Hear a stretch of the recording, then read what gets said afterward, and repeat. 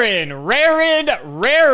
Oh, buddy. We've got some good cards for you today. I picked some cards that are, let's say, very Hearthstone inspired. These are some of the weirdest, like, funky mechanics that we've ever seen in Yu-Gi-Oh! And your goal today is to figure out if these cards ever saw, like, actual play. None of these cards, I'm pretty sure none of these cards were banned or anything, but these cards are very funky, and I want you to try to figure out if you thought these cards were actually funky enough that they're still good to see play. I imagine Hearthstone has plenty of cards like this, wouldn't you say? I would say that Hearthstone does print cards that are unplayable but have really fun effects, yes.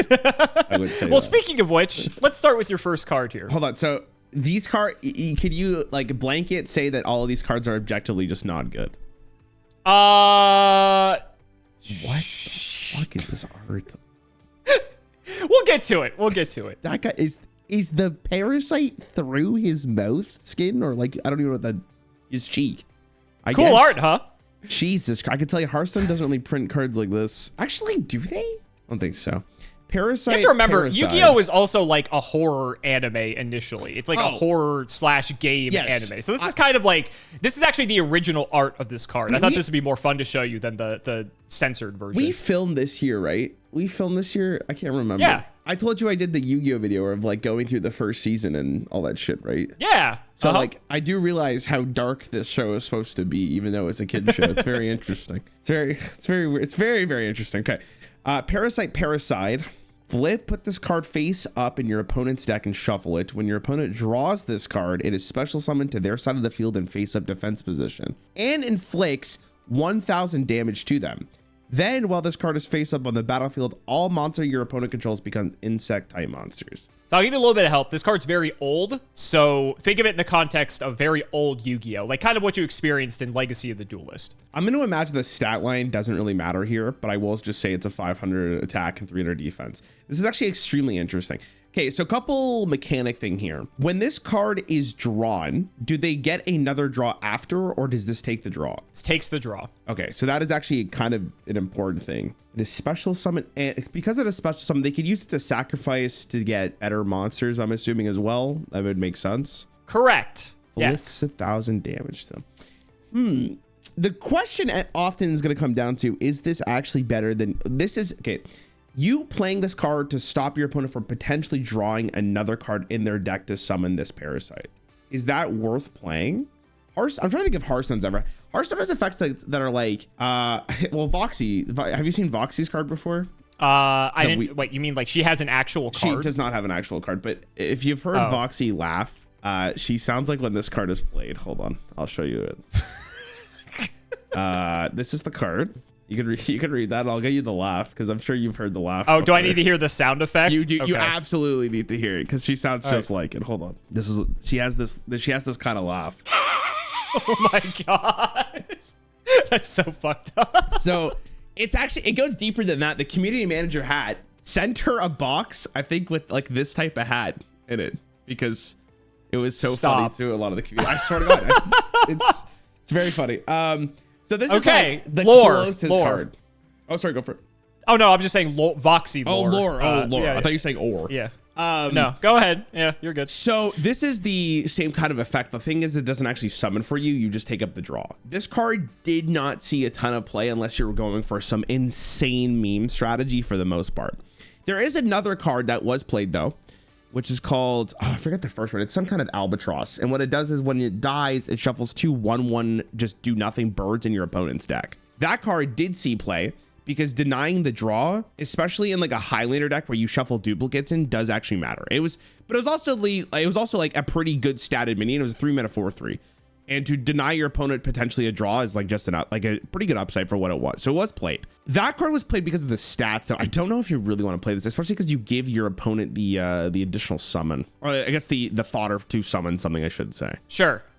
That's if they're playing tribute monsters, to be fair. I mean, if you said this is an older card, I feel like as time has gone on, this has gotten worse and worse. It's tough to imagine. This is from the first year of Yu-Gi-Oh! Yes. Yeah. I mean, I could see it. I just don't. I think the fact that you have to put this in, then play it, and then your hope that your opponent also draws it just seems like it's too much of a downside for you to actually run it. I don't think I would run it, so I'm gonna say it was bad. I don't think people really played it. What if I show you this card? Insect barrier. Insect monsters your opponent controls cannot declare an attack. Okay. So for that reason, you're saying because every monster in your opponent controls is now an insect type, well, this is on the board, I guess. But again, they would just sacrifice it. I'm assuming, especially if it's like older Yu-Gi-Oh. I see now you're fucking, oh my God, already. So now I gotta ask myself, like, were they actually playing special summons and do they sacrifice this? Because if they can't sacrifice this, then they just have monsters that don't do anything for the rest of the game. But I mean, in older Yu-Gi-Oh, I'm assuming most decks would want to special summon something at some point by sacrificing. So I'm gonna go with still this wasn't played. Maybe slightly Disneyland. Yes. Yeah. Yeah, this card's bad. You're right. Okay. So this is something that, this is like a playground Yu-Gi-Oh card. This is something that you'd always try to pull off like on your friends during lunchtime, and was never competitively viable. There's another card I didn't show you. I'll show you this really quick. This is the, I guess, final piece of the combo if you really want to see it. Your opponent selects one insect type monster from their deck. After shuffling the deck, place that card on top. Okay. Yeah, so basically, this would make it so that it forces Parasite to the top. For context, during older Yu-Gi-Oh, there was not many good insect monsters that were really worth playing. There was like a few, don't get me wrong, but for the most part, most of the good stuff decks weren't playing any insects whatsoever. And so it was pretty likely that if you Parasited them, then played Jade Insect Whistle, you could force it to the top, and then they would draw it, it would summon, and then you could Insect Barrier them, and that's way too many steps to go through for no payoff because, oh no, they can't attack. Anyway, I'm going to do everything else, right?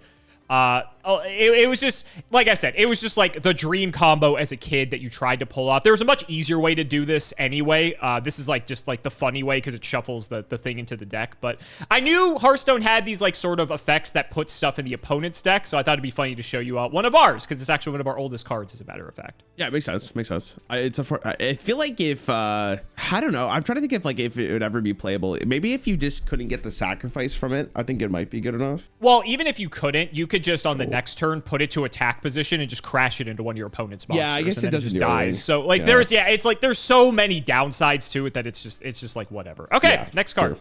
Well, let's draw something though. This card is just called Question. All right, hold on. I gotta make this one bigger.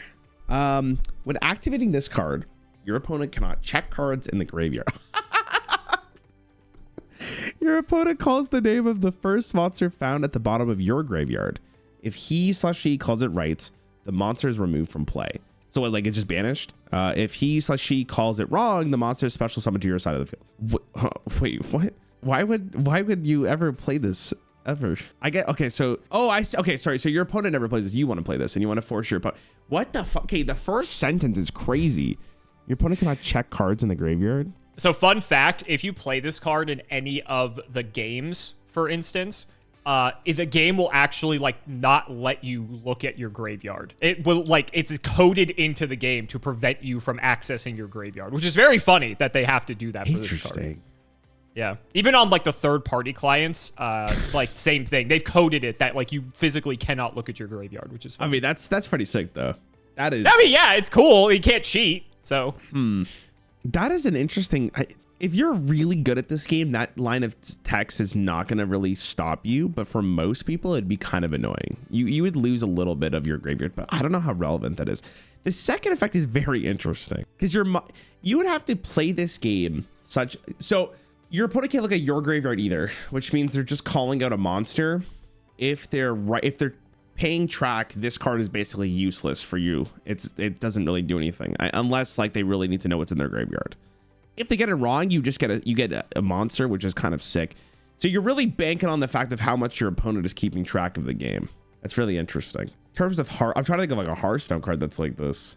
I don't really think there is. I'm really trying to think. You don't really get punished for this. There are cards that are like, you summon a copy of a minion in your opponent's deck or something along those lines, but nothing like 50-50. Your opponent just pulls a card that died before. Okay, this card actually has potential too. This is such a silly card. What the fuck? We have our own share of silly cards. I'm just trying to. Your opponent trying to remember what's in the fucking graveyard is so stupid. If this is played very early, it's very bad. I think this is bad too. I think majority of the time, this is like a card. I think like as the game progresses, it'd be really funny eventually because there's just a lot of information that you'd have to probably remember, and also like it's like you're studying for exam that you didn't know is actually happening. Because at some point, if someone plays this, they're like, oh, fuck, I should have paid attention to what's going on. I think it's bad. I think it's bad. Final answer? Final answer, yeah. All right, let's talk about Question. So Question is actually a bit of a contentious card because of the first line of text about your opponent cannot check cards in the graveyard. For the longest time in Yu-Gi-Oh!, you were not allowed to rearrange the order of your graveyard because of this card's existence. Because in other games, you're allowed to like rearrange your graveyard. You know, if you're kind of organizing to like look for certain things or check for different mechanics, most other games don't really have this sort of like weird mechanic that this card essentially enables, right? So for the longest time, up until like relatively recently in Yu-Gi-Oh's history, you weren't really able to like manipulate the cards in the graveyard because it would fuck with the order. That if someone were to be playing Question, you could like hypothetically call a judge on someone because like the order got mixed up, and then all of a sudden now Question like won't be able to properly resolve, or the order was changed or whatever. Let's be honest, that never fucking happened, and eventually they came to their senses and like changed the rules that you could rearrange the cards in your graveyard because no one's ever fucking playing this card. Because you're right, this card is bad. And I don't want to say this card never saw play. Monster Reborn is a card you're very familiar with. Was banned very early on in Yu-Gi-Oh's history because it was so good. There were a non-zero number of people who tried to use this as the replacement just because there weren't many other options. I'm not going to say it was good, but, you know, it's a substitute for Monster Reborn, I guess, right? But it was really bad. Yeah, this card basically never saw play. Replacement is not the word I would use. I would not either, especially because, it's that comparing that to Monster Reborn in the slightest is awful. Absolutely awful. Speaking of anime cards, though, you should know this one. Oh, I do know this one. Okay, was this card good? I don't remember, like, I remember it's in a Yugi deck. I just can't remember if I played it. It is a Yugi card. You are correct. No points for that, but you are correct. Magical Hats. During your opponent's battle phase, choose 2 non-monster cards from your deck and 1 monster card you control. Shuffle those 3 cards and set them on the field in defense position. The 2 cards chosen from your deck are treated as normal monsters and are destroyed at the end of the battle phase. Big flavor loss on this card, considering you only pick 2 other cards to go with your 1, and there's 4 hats. Maybe in testing they did 4, and then they were like, "This testing." Is you're funny. Oh, you don't think the early days of Yu-Gi-Oh they were testing a little bit? Anyway, choose 2 non-monster cards from your deck and 1 monster you control. 2 non-monster cards from your deck, 1 you control. Shuffle those 3 cards and set them on the field in defense position. Those 2 cards chosen from your deck are treated as normal monsters with 0 attack and 0 defense. Yeah, so basically you're getting 2 spell or traps from your deck, and they're like decoys. They're like obfuscating one of your monsters, so that if your opponent's trying to attack like that one monster, now you have 3 things, and they don't know which one is the thing instead of 1. If that makes sense. I'm assuming, I don't think the card says it. They're face upside down, right? Like you can't see what they actually are. Everything's face down. Okay, yeah. Or upside down, down. And also if they're flipped, they don't do like the spell activation at all, right? It's not like they're 0/0 monsters with the spell. It's just, this is just a 0/0 monster for the sake of this card. Well, funny you should ask, because if the spell or trap has an effect that says, if this card is destroyed, that effect will trigger. See, that matters. Because then you can choose 2 cards in your deck that actually you want them to be destroyed, which means you're kind of, it's also just like, it's just a fine card, right? Like it's just stops potentially from your opponent dealing damage. You need to have a monster on your board, right? I'm assuming for this. You do need a monster, correct? That's really intriguing. Would you like me to show you a card like, as a possible thing you would want to grab? Just, just to help give you some full context? Sure. Let me help you out a bit. I'm trying to think of in the game, like I don't think I used it once, so I don't know how much that actually translates to being good. Like I did have it in hand, but maybe the AI just never put me in a circumstance where I needed to use it. If you do have 2 spell cards that you want to be destroyed, that means most of the time you're getting a benefit. You're minus 1 card to draw a card from your deck that will have an effect. So you're 1 Sure, for I'll show you 1. this card. Your turn. Both players can normal summon ancient gear monsters for 1 less tribute. When this card is destroyed and sent to the graveyard, you could special summon 1 ancient gear monster from your hand, deck, or graveyard. Okay. Would you like to see what that summons? That also might help give you some context. Is this the longest trail of bait I've ever seen in my life? Maybe. We might be setting a record here, okay? Here you go. I'm going to show you probably what the premier target would be in this interaction. Okay. Oh, that's a lot of text. All right, what is this? Hold on. For all intents and purposes, this is a 3,000 attack point monster. So just, you don't even have to read the text. I'll save you the effort. It does have text that's kind of relevant, but for the most part, it summons a 3,000 attack guy. So just think of it that way. Well, I mean, the first line of text seems pretty relevant. Your opponent cannot activate any spell/trap cards until the end of the damage step. That is relevant. That is relevant. That's the only relevant part. The rest is very niche and will probably never happen. I mean, so if we're falling down the rabbit hole here, you're following the trail of bait. It's one trap card to potentially bait your opponent into attacking, not killing your monster on board. Therefore, they're attacking a spell card that you're happy to get destroyed to summon a 3,000 attack monster from your deck. So you drew 2 cards for 1 card and your monster on the board didn't die. That sounds pretty good. Keep in mind, the other cards are destroyed at the end of the battle phase, no matter what. Oh, so I thought it was just the spell cards. My bad. Oh, no. Like, so regardless of if your opponent attacks into, let's say, the face down Gear Town, even if they didn't attack at the end of the battle phase, they'll still get destroyed regardless. So no matter what, they're triggering. You're getting it. Correct. Oh, correct. Shit. So you get 2 Gear Towns, you summon 2 of these, and then they're like, now you're cooking. Now you're cooking. Is this bait? Like, this is kind of real. Like, this is a real thing to do. That's pretty absurd. We talk about card draw being so good, and that's drawing 2 more cards for 1 then. And then drawing additional cards post the destruction of those. Oh my God. Is he going to actually get me in this? I think that sounds really good in my head. Okay. I'm trying to think of like if Hearthstone has anything like this. If you just Hearthstone has cards that are like there's the mechanic called Recruit, which is basically if let's just say Death Battle recruit a minion from your deck, which is basically just pull a minion. That card, depending on how expensive the recruit card is or how much it does, is playable. So we used to have cards that are like Master Oakheart, which is a 9 mana 5 for it that summoned 3 different minions for different attack points. And that card went pretty crazy, but it was 9 mana. And I think it was only played in Druid. I think this is good enough though. I think this is good enough. You'd be pretty happy, especially in older Yu-Gi-Oh. When did this card come out? It has to be like base set, right? Very old actually. It was the first year. Yes, but you know, for the context of this could be even if it was playable even later on, that still counts. I'll go. So that's good. I'll go. That's good. I think in the context of what I understand about Yu-Gi-Oh, this card seems very playable. Final answer. Why are you? What was? Yes. Fuck you. What was? You're correct. You are correct. The trail of bait did not lead you astray. This card is, I will say, it's never been the forefront of any tier 1 deck. But I will say that this card has been in the category of playable, which we're kind of going by that for the purposes of scoring, like playable versus unplayable. This was more of a later iteration, the combo that I showed you with Gear Town and Ancient Gear Gadgetron Dragon. There was another one with like Harpy Ladies. You might remember those. My Ballantyne played those in the anime. The Harpy strategy actually got a huge swath of support in like 2014, I want to say. And they had a similar card to Gear Town that said, the turn this card is sent to the graveyard, you get to add like 3 Harpy cards to your hand. So you get to go +3 off of that going, which is crazy. Like, that's absolutely nuts. And there have been a few other decks that have happened to been able to take advantage of magical hats as well. The biggest issue with this card, though, is that it has to be during the opponent's battle phase, which is really slow. And you have to also control a monster, and you have to play these like kind of bad cards in your deck, in quotes, if you want to like facilitate it, because if you draw Gadgetron Dragon and don't have like the combo, you're never like summoning Gadgetron Dragon, right? So the card does come with some downsides, but for slower Yu-Gi-Oh, the Gear Town Gadgetron combo I showed you, that actually is something you could do in like Edison format, for instance.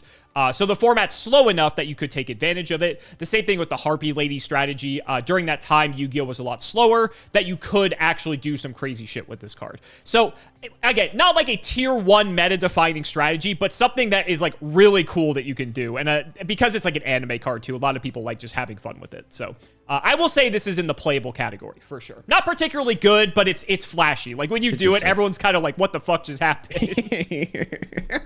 It is a rabbit hole, man. It's a lot of chaining into something great. So I mean, speaking of rabbit hole, let's see if we can keep going down it with this card. Convulsion of Nature. As long as this card remains face up on the field, both players must turn their respective decks upside down and continue the current duel. Okay, I feel like Stevie showed me this at some point. Oh, did he? Okay. I gotta remember if I can actually think of this card's good. Too long. Both players must. This is continuous, so it does stay active out on the field. Right. Okay. As long as this card remains face up on the field, both players must turn their respective decks upside down and continue their current deal. So just to remind me, so it's like the bottom card of your deck is face up, so you know what you're drawing. Correct. Yes, and that's for both players, so you know what your opponent is drawing as well. That's a cool effect. That is really cool. I wish Hearthstone had an effect like that. Hearthstone has effects that are like dredge to see what's at the bottom of your deck. And there are a couple cards that allow you to do that for your opponent, but for the most part, it's never just like, this is what's at the bottom of your deck for your opponent. There's a cool card in Hearthstone that allows you to put a card at the bottom of your opponent's deck. Every single turn has a hero power, but that card's like not playable. So why would you want this? Let me go through the lines here. Knowing your next draw is very important. Knowing your opponent's next draw is also very good, but that is a symmetrical effect, so let's just cancel that out. There has to be a card that you would want to use knowing what's at the bottom of your deck. But I don't know how much that. Well, the bottom of your deck is now the top of your deck. So for context, I'm trying to think of like, there's a card. Do you want a card? Do you want me to help you out, buddy? You want me to help you out? No, hold on. I'm trying to think, like, all right. Is there a card that's like, if the top card of your deck is something, do this, and then you always know what the top card of your deck is, so you always play for that. Very interesting. You should ask that, Raren. There is an entire archetype where that is the main mechanic. Would you like to see one of those cards? Sure. For the record, there's a card in Hearthstone that's called Guess the Weight, and it's literally that kind of concept to draw you 2 cards rather than 1. And that was playable at some point. All right, I'll show you this guy. Spiral Super Agent. If this card is in your hand, you can declare 1 card type, monster, spell, or trap, reveal the top card of your opponent's deck, and if you do, summon this card if it's a card of that type. Oh, if this card is special summoned by the effect of a spiral card, you can target 1 spell trap your opponent controls, destroy it. So you can only use each effect of Spiral Super Agent against once per turn. So yeah, that's pretty good.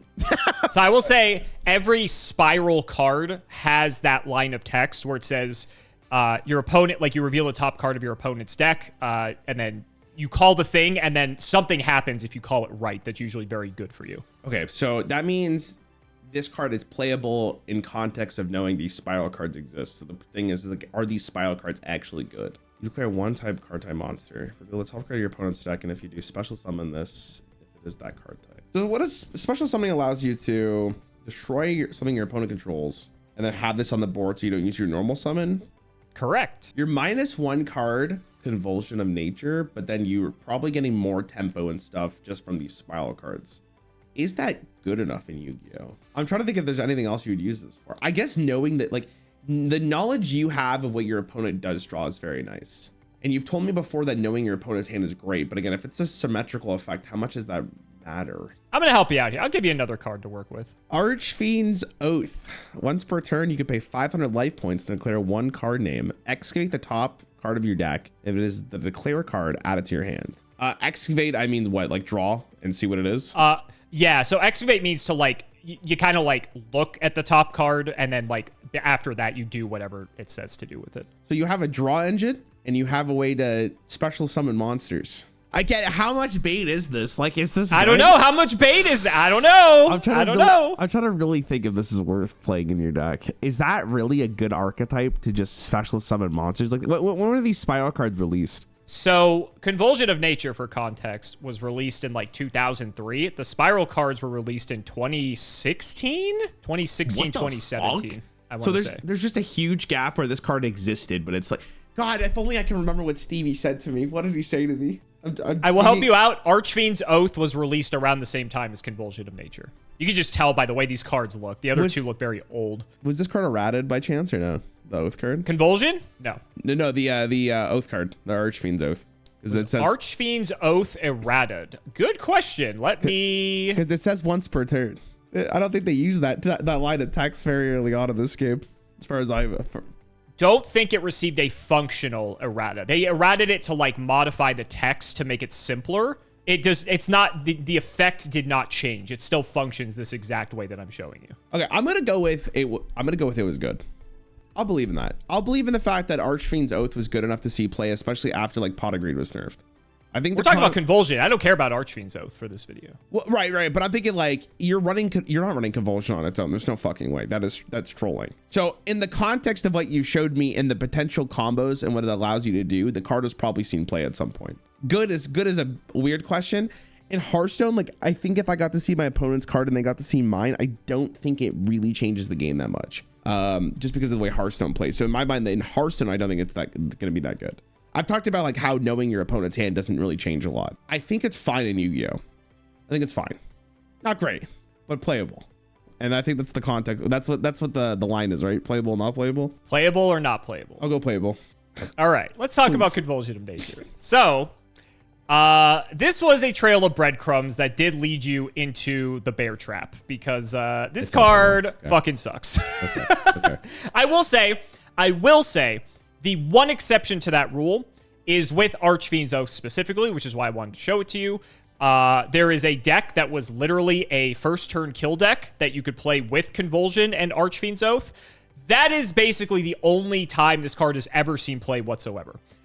Essentially, you had Convulsion up, you had Archfiend's Oath, you could pay 500, draw the card basically on the top of your deck because you could always declare correctly. If you have multiple copies of Archfiend's Oath, this is not a hard once per turn, it is a soft, so that's 1 per copy. So you can draw 3 cards at max because you can only have 3 Archfiend's Oath at most. And there are other ways that you can bounce all the Archfiend's Oaths back to your hand and then replay them because, again, no hard once per turn. It's all soft. And just basically keep drawing. And then there's a way to ultimately just kill your opponent with another card that, you know, is irrelevant for this. The spiral thing, people did try it. It's very bad. Spiral has a card in the archetype that just lets you look at the top of your opponent's deck. So it doesn't really actually it's even better because you can rearrange the top of their deck with the top 3 cards, which is even more broken because you can give them the worst card of the 3 and then call it correctly for Super Agent or any of the other cards. But a really cool archetype nonetheless. And for the most part too, if you know what deck your opponent is playing, you can kind of play the odds on what you're most likely going to hit if you're calling it blind, and you could probably be right more often than you'd be wrong. I'm not saying you'd always be correct if you don't have that other card specifically. People did try Convulsion and Spiral just because it seemed like it would fit naturally, and like you said, you're taking a -1 in card advantage to be able to ensure you're always going to hit.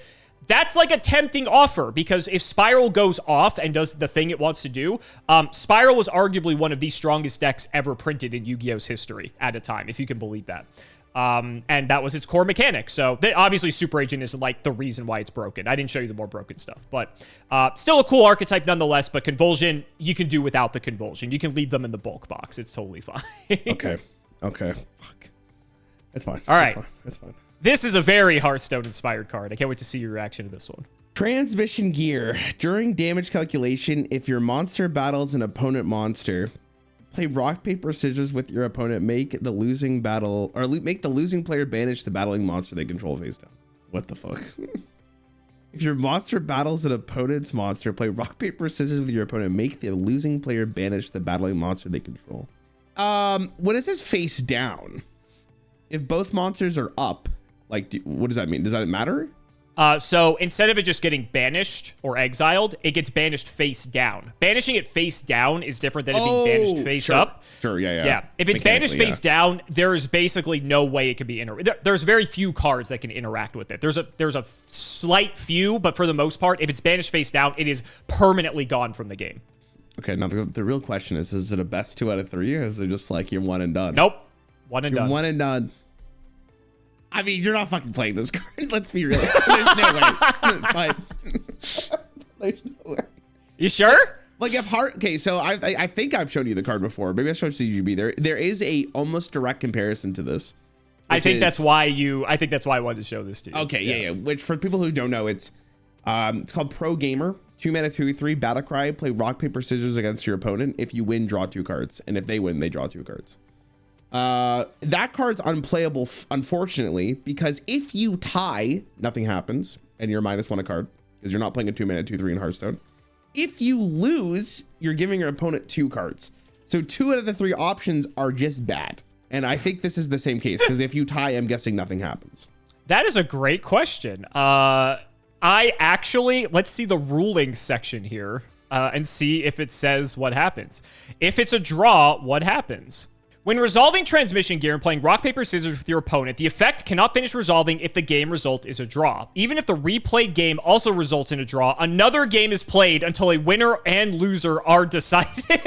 Okay, so in our case, you keep going. Yeah, in our case, you keep going. That's interesting. I didn't know that that. is actually interesting. I mean, regardless, not playable. Regardless, not playable. But it is funny in Hearthstone because Hearthstone has to do it like you do it on your turn and then it waits to go to my opponent's turn and then they do it. So even if you lose it, even if you pick, you still have to wait your whole turn to see if you draw the cards or not. It's not immediate. It's delayed draw. So it's like it's just not playable. Let's be real here, dude. Like great card in Yu-Gi-Oh, cool as fuck, but not playable. There's no way. Final answer. Final answer. So this might actually shock you. Transmission gear has a very interesting utility that might shock you.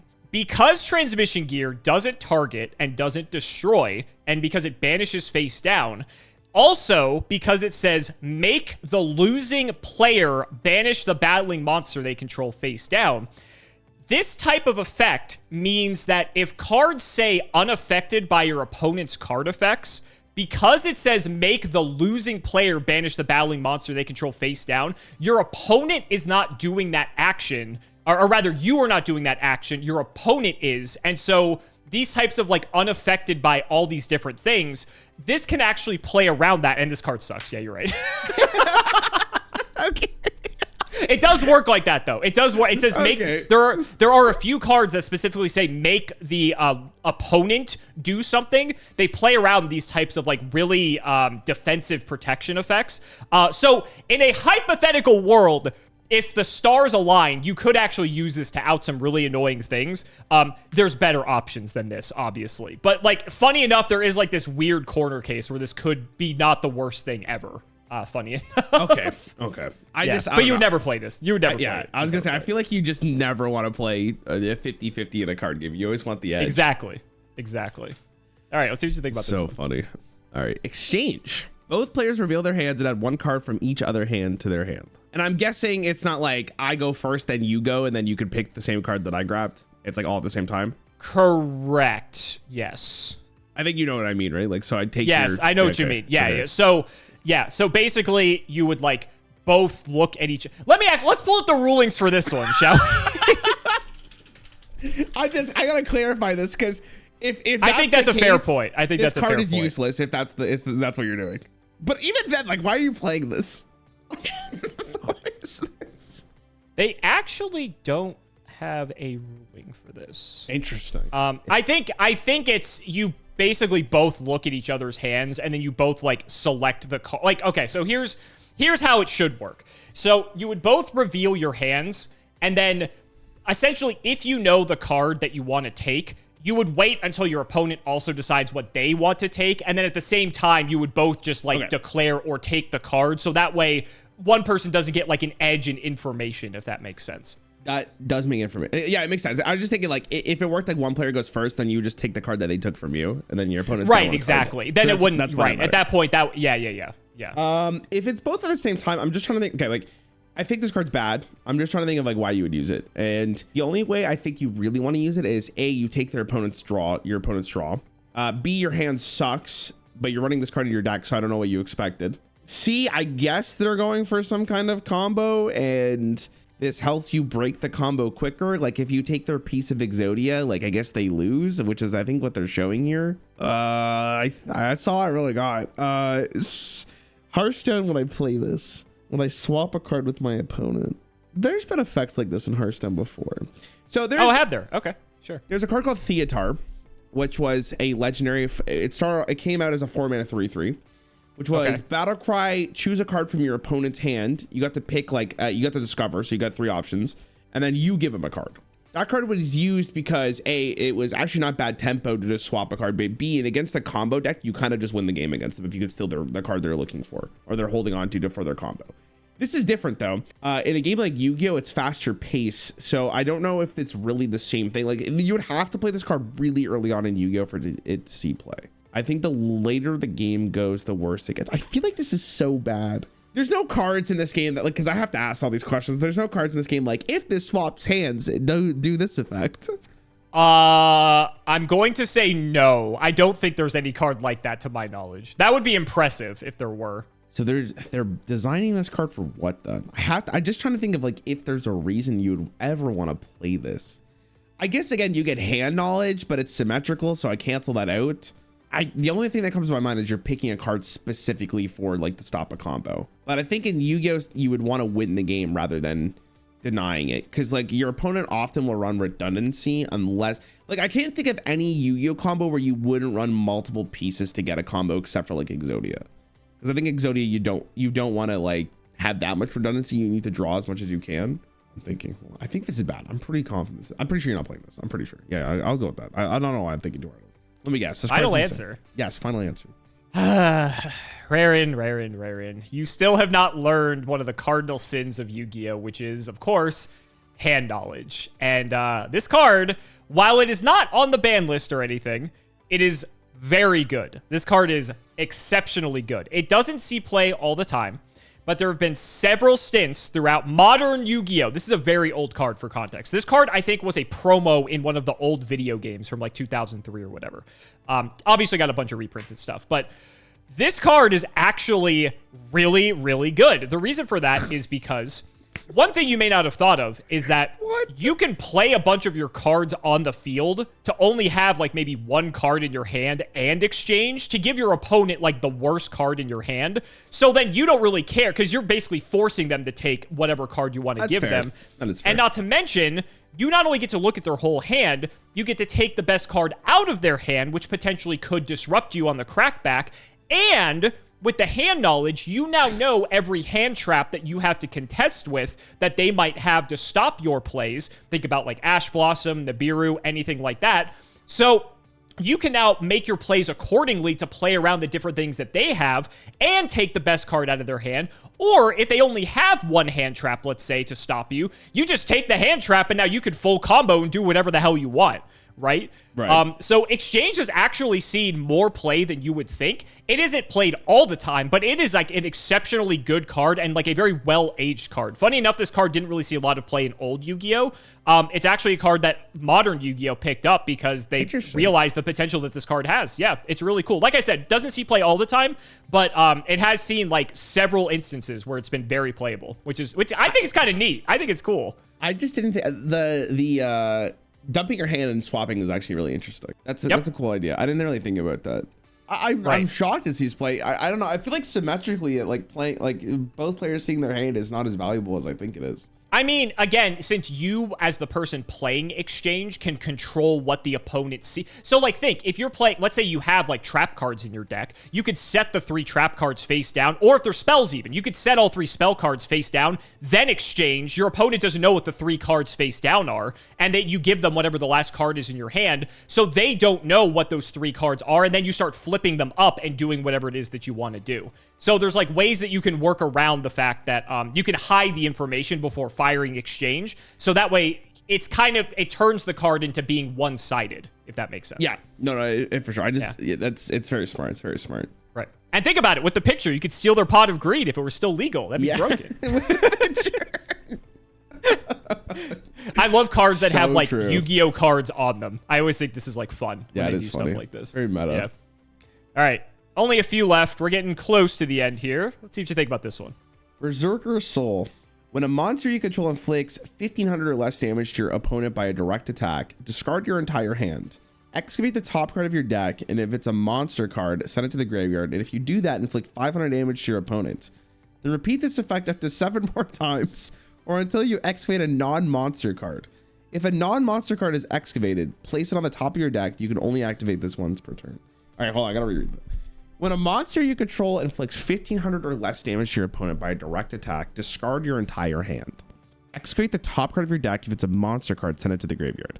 So every time you send a monster card to the graveyard, it does 500 damage, and you do that 7 times.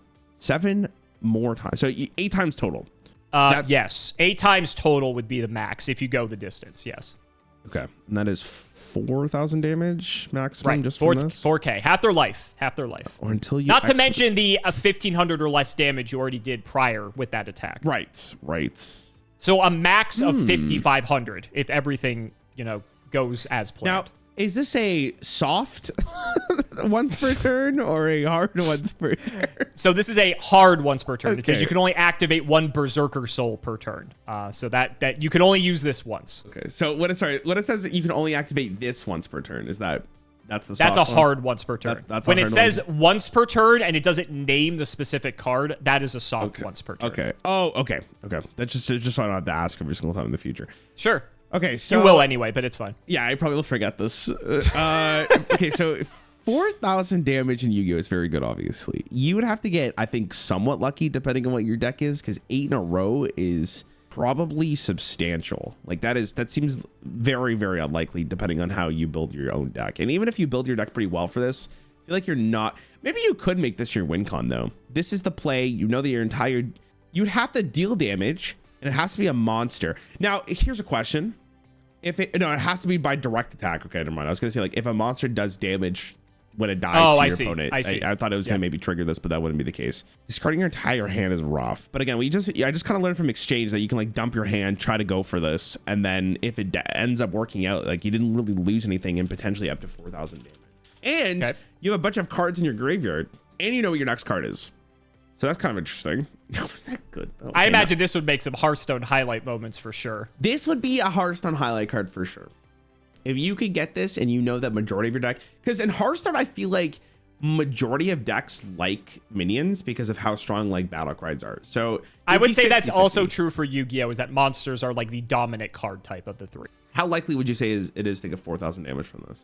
Oh, that would just depend on like how you would build the deck around this card. I don't think I can conceivably answer that. Okay, that's fair. That's fair.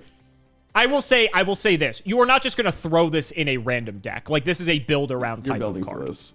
Okay. Yes. I'm just trying to think, because 4,000... This card has the potential to do nothing. That's the problem. That is true. That is very true. So, if you build your whole deck from this and your opponent just always has a way to stop you from direct hitting them, like, that is just unlucky. And you're just probably going to lose. So, is there a monster that allows you to do a direct attack without worrying about the battle phase or your opponent blocking? I will say there are cards that have the effect text. This card can attack your opponent's life points directly, and they have under 1,500 attack. That's extremely interesting. I wonder if that's good enough, because you would do like a lot of damage over 2 turns. So if you're going second, you have this card, you attack, you know, majority of your cards in your deck are minions. That is a 2-turn lethal if you can survive. And then your opponent has a way to like not answer your minions, I guess. God, I feel like I'm living in Disneyland with this card though. I'm going to be honest. I don't know. Like, I just don't imagine a world where this is going to be good enough. Because if you don't do 4,000 damage, and let's just say you do like, that means you have to do it 3 times. And that extra turn could be the difference of you winning or losing the game, which I'm not a huge fan of. I'd rather win the game in 2 turns rather than 3. Because 1 turn is the difference in Yu-Gi-Oh! For sure. Well, that's the case with every card game. Sure. Fuck, I don't know. This is actually such an interesting design. It could be so good, especially if there's a way to attack your opponent's life points directly. In Hearthstone, we have charge. So if you have 1 charge minion, some of them are pretty cheap. You can play this and then hopefully just kill them in 2 turns. That'd be ridiculous. That'd be remember, everything has charge in Yu-Gi-Oh! We don't have summoning sickness. But in Hearthstone, you can go like Hearthstone. This would be a 2-turn lethal theoretically if you build it well, though. Just get it in your mulligan. I mean, in Yu-Gi-Oh! It's a 2-turn lethal if you mill well enough too. Yeah, but in Hearthstone, you can attack going first, turn 1, right? And Yu-Gi-Oh! Okay, sure. That's fair. You'd have to go second specifically. But you can, yeah, you can't pick to, to be fair, you could pick to go second. So like when you win the coin toss or the die roll or whatever, you can pick to go second. It doesn't determine it for you. Sure. I'm just thinking like, you would have to hope your opponent doesn't set up enough of a board to stop this or your minions, right? Sure. Which seems a little like I guess that's the one benefit of like a card like this in Hearthstone and why it would probably never be printed. Right. I get what you're saying. So I think this is an interesting. I just don't think it's good enough. I think I'm kind of living in Disney World in this one. But again, I feel I could also just I can see you saying this card is just very good. I'm gonna go with not good. I think it's too inconsistent. Final answer? Yes. Yeah. I know you're gonna say this card's insane, but I'm gonna go with my gut here. You are correct. This card is insane. What? Lee bad. Holy shit. So this card was inspired by the anime, as a matter of fact. There is a entire, you haven't gotten to that point in the series, but I think it's in the 4th season, which technically isn't canon, but whatever. There's a whole instance where Yugi uses this card and basically just like overkills the opponent with it. And it's a very iconic scene because for other reasons, I don't want to spoil because you might watch it. But so that happened first, and then they printed this card way later after the anime finished. And this is like basically word for word what the card does. But unfortunately, it's like you said, it's just way too inconsistent to actually guarantee you're going to hit 7 monsters in a row. And even then, okay, let's say the dream happens and you do 1,500 plus 4,000 is 5,500. Do you know how many 2, if not 1 card combos in Yu-Gi-Oh can do well over 8,000 damage and more? Like, why would you do this when you could do everything else Yu-Gi-Oh has to offer? So this one's more for the anime fans than anything else. But I thought it was a fun one because it's for someone who doesn't really know like Yu-Gi-Oh too much. I thought like this is more interesting from a Hearthstone design than anything. So I thought that's why I wanted to show it to you. I feel like in Hearthstone, if you actually had this, depending on the mana cost, it'd be broken. Like, you would have to... I think so. Like, I think it's, like, way better for your game, funny enough. It's a neat design. But it's just unfortunate that it's, like, too inconsistent, I feel like. But it's a cool card, and people love it from the anime. Okay. Speaking of which. Slash draw. What is that? A sword? Yeah, he's ready to just, like, you know, grab his sword. Yeah. Discard 1 card. Send cards from the top of your deck to the graveyard equal to the number of cards your opponent controls. That includes spells and everything, like spells, trap Correct. cards. So only on the field is control. Right. So yeah. So spells, traps, monsters, but their hand doesn't count. And then draw 1 card and show it. Then if it was a slash draw, send it to the graveyard. And if you do destroy as many cards on the field as possible, then inflict 2,000 damage to your opponent for each card destroyed and send it to the graveyard by this effect. Your opponent, now if the card you drew was not a slash draw, shuffle cards from your graveyard into your deck equal to the number of cards sent from your deck to the graveyard by this effect. Fuck, this is so interesting. Hold on, what? This has the potential just to win the game, right? Like on the spot? Tell us. Discard 1 card. Send cards on the top of your deck to the graveyard equal to the number of cards your opponent controls. Right. So let's just say for all intents and purposes, let's just say I have 1 card on my field and you're using this. So you would just mill 1 card. Yeah, I'm just trying to think. Okay, so destroying cards regardless of how many cards are on the field is good. The issue is that you'd have to set yourself up so you know that this is your next draw. Like, if you can guarantee that, this probably is playable. That's the biggest thing. Because I think even if I destroy, like, there is a chance you have 4 cards in your field. I play this. I destroy all 4 cards in your deck. As far as if I'm understanding this correctly. But there's also the case where you don't kill your opponent and then you just also destroy 2 cards for 1. And I think that's completely fine. Well, I guess 2, but whatever. Well, if I have 4 cards, you mill 4 and then draw a card to see if it's slash draw. Right. But then if you do destroy as many cards in the field as possible, but then inflict 2,000 damage to your opponent for each card destroyed and sent to the graveyard with this effect. So there is the chance you just kill your opponent on the turn. Does that mean you can set it up so you summon minions for your opponent and then you can queue this up on the top of your deck? You know it's on the top of your deck, then you do the slash draw. Well, it does say destroy as many cards on the field as possible. It doesn't say you have to destroy your opponent's cards for the damage. Wait, isn't this fucking cracked? What is this? Isn't this disgusting? I don't know, is it? In Hearthstone, I can already see a world, depending on how much this costs, where I just summon tokens, I put it to the top beforehand, I draw it, I kill all the tokens, and my opponent dies. Tokens won't work because they have to go to grave. So you can't use tokens. But remember, this is Yu-Gi-Oh! I'm sure there's ways. So like the sheep things, I forgot what they're called. They're tokens, right? Those are tokens, yes. I mean, tokens don't go to the graveyard by game mechanics. They just go back into the void. This has to be good. This has to be good. There's no way it's not. This is insane. No, like what the fuck?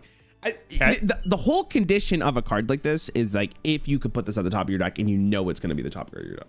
Well, you don't want it to be the top card because you do have to mill first and then draw. But I think everyone understands what you're saying. I'm just clarifying for you so you understand how the card works. Okay, so you would have to. Okay, oh my god, that's. But the question is, can you stack it so that you know when you're going to draw it? That's the question. That's incredible. This is a true anime card right here. Like if you can consistently get this, holy shit, this is so exciting. I can make a YouTube video off this card. That's why I'm thinking about it. Okay. Like that's how exciting this is. And Hearthstone, this would go crazy. I don't even think like in terms of being good. I just think it's like if you pulled this off, it'd be so funny. I feel like you're winning the game if you get this going off. Like this is just that good. But how likely are you? That's the real question. I'm gonna believe in it. I'm gonna say it's good. I want to say you can do it. Final answer? Final answer. I'm gonna pray. Would you believe me if I told you this was one of the best things you could be doing when this card was printed? Really? Really? No fucking break my I'm spirit. I'm asking. Yes, I would. It's fantastic. Well, that's why that is actually correct because slash draw FTK was a real deck. So I'll give you sort of the simplified primer here. There is a way to give your opponent monsters on their field that is not very difficult, and through another banned card, funny enough. So basically, as long as you could get a monster on their field, and all you had to do was get enough cards on your field to make sure that enough would go to the graveyard to inflict the full amount of damage to kill them with the slash draw. There's another card that I do not want to show you because I might show it to you in a later video, but the short of it is that card allows you to stack your deck in such a way so that way you're able to know essentially, I believe it puts the cards on the bottom of the deck. So you draw cards and then you put cards back, but they go on the bottom. The whole purpose of this deck was to draw through your whole deck, basically go into the guy that allows you to stack your deck, in quotes, because you got to put 3 cards on the bottom of your deck. So you could modify where the slash draw is in those 3 cards. Then you just have to draw your whole deck, and then you know where the slash draw is. And so then you just have to slash draw, assume you got it right because you stacked the deck correctly, and then you just kill your opponent. And this was a real deck, so much so that slash draw is limited to a singular copy, so you cannot slash draw FTK anymore. That's I mean, that's disgusting. But it was disgusting. Very funny win condition. Very funny win condition. Very, very cool. Yeah. Very cool. And just like you said with YouTube combo videos, that was you could look up slash draw FTK and there will be plenty of instances where you get to see. This was like, this deck won a YCS, I'm fairly certain. And then I'm pretty sure that's when they limited it not long after. Oh, I'm sure. That makes a lot of sense. Cool card. Crazy. Very cool card. Very cool card. Very cool. Initially, people didn't think it was doable, but then the better minds of the game figured it out. And so that's when it was, I mean, as soon as you can figure out consistently, it's GG, right? Like that's insane. Okay, cool. It was crazy. There's a lot of other banned cards in that deck too, but that's for another video. All right. Only a few left. I can't wait to see your reaction to this one. Funny. Oh God. Okay. This looks like an anime card too. Sorry if I pronounce this incorrectly. Yujo Friendship. You're right. It's Yugi Joey. Yeah, Yujo Friendship. Oh, that makes sense. Offer your opponent a handshake. If they accept your handshake, each player's life points become half the combined life points of both players. If you have Unity in your hand, show to your opponent they must accept the handshake. Is Unity just a card that says your opponent must accept the handshake? No. Basically, I'll show you Unity. It's a card that has a completely separate effect, but you need it if you want to guarantee that they take the handshake. Select one monster on your side of the field. The defense of the selected monster becomes equal to the combined original defense of all face-up monsters on your side of the field until the end of this turn. Okay, so I'm gonna live in a world where you have Unity and Friendship in your hand. That's the world I'm living. Offer your opponent a handshake. If they accept your handshake, each opponent's life points become half the combined life points of both players. If we're both full, it's the exact same. If we go to, okay, so you would basically want to put yourself in a circumstance where you're getting a ton of life points and your opponent loses a ton of life points. Why would you want to do that? It's 2 cards. What if I'm at like 100? It could be 1 card. They could accept the handshake. Yeah, so I'm going to be honest with you. I don't think my opponent's going to accept the handshake. Which means that, like, I think you need 2 cards for this. So is 2 cards worth it to do? I guess you could look at it as like deal like a ton of damage to your opponent. If you set yourself down to like 1,000 and they're at 800, or they're at 8,000 still, it's a substantial amount of damage. And you probably got upside from doing it because you played cards that want to lower your life total. That's an interesting thought process. In Hearthstone, when I ever want to play this, if I'm Warlock, I go to 5. I play the 2. I have this card. I have the other card in my hand. It's interesting. You'd really have to have a reason to go that low and then swap back, or I guess equal out the life points. Sure. And then you have the reverse, which is like you're at a high life point and then your opponent's at low and then you do this.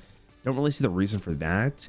If there's a card in this game that says like if you gained X amount of life points, maybe that's something, but I don't really think that matters in this case. I don't know why you would want to do this. It'd have to be your low. You lean into that and then you shake your opponent's hand, which is so funny. And then you gain a bunch of life and they lose. I'm gonna think of it as like you're doing a lot of damage to your opponent. Like that's the only way I can think that this is gonna work. Sure, I think that's fair. Yeah. In a specific burn deck, sure. Like if you get, because unless I obviously don't know this, but I'm gonna guess that there's a Yu-Gi-Oh card in this game that says like take this amount of damage and deal this amount of damage to your opponent, and then you do that. But then you wouldn't want to deal the damage to your opponent, so you would want to go lower first, then do this, and then do the opposite. But like I'm gonna go with no. But if there is a card that really works with this, this might be good enough to see play. It really the contingency of this card is just, is there a combo that you could set up for this? Because as much as I do think like doing like maybe upwards of 3,000 damage, if not a little bit more, depending on what your life is and your opponent is, I don't know if that's really good enough for 2 cards, but it might be. You showed me like a burn deck before that probably might play this, which is where my mind's headed towards, but I'm going to go with not playable. Final answer? Final answer. Yeah, you're right. These cards suck. I wanted it to be good so bad. I was like, please. The funniest part about this, and part of the reason I wanted to show it to you, is because when COVID was happening, everyone was joking that they're going to use this combo to forcibly shake hands with their opponent. And that is awful. That is like actually just terrible. So they thought they were going to actually ban these cards for that reason. They didn't because, surprise, they're awful. But yeah, very silly. Very silly. Anyway. The last card. We've saved the best for last, buddy. And oh boy, I know the fans have been waiting for this one. The quadratic. Wait, I've definitely seen one that is, I want to call it like quadratic equation cannon or something along those lines.